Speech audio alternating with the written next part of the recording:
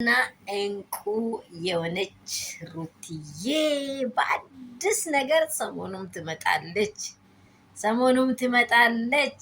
እሱም የሚያስደንቅ የሚያስተምር ሰውን በቃ አስተማሪ የሆነ ነገር ይዛ እንደምትመጣ ተስፋ አለን።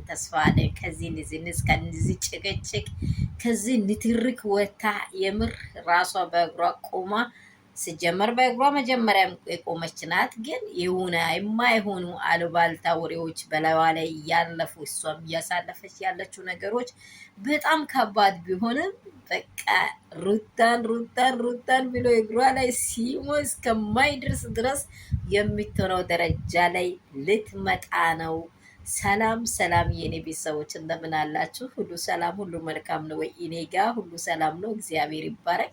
እኔ ይሄ ኝኝኝኝኝኝ የሚሉትን ነገር ሊሰራም ፈቃደኛም አይደለሁም። የምር ነው የምላችሁ።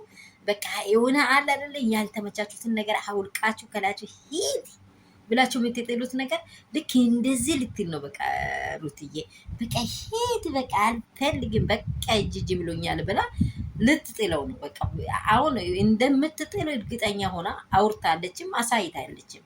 ስለዚህ ደግሞ ምንድነው ጥማቷ? እሷ ወደፊት መልካም ነገር መልካም አርአያ ምርጥና ምርጥ የሆነ ነገር ይዛ መምጣት ነው እንጂ ይሄ ቅራቅንቦ የሆነ ቆሻሻ የሆነ ነገር ላይ በቃ እሷ ጊዜ ማሳለፏን ያው መጀመሪያ ጊዜዋን ያሳለፈችው ለልጇ እንደሆነ ሁሉም እናውቃለን።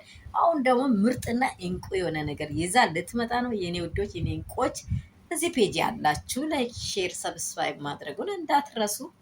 እውነት እግዚአብሔር ይሄንን ነገር ያሳካላት ብላችሁ ተስፋችሁን ወደፊት በተከታታይ ድራማ ልትመጣልን።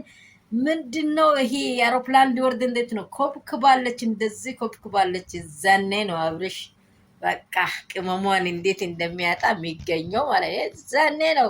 ወሽመጥ ቁርጥ ብሎ እንደው ምን አረግኩሽ የምትለው እንደው ይሄን አሳይተሽ እሱ ነፈር ዲሚያቢው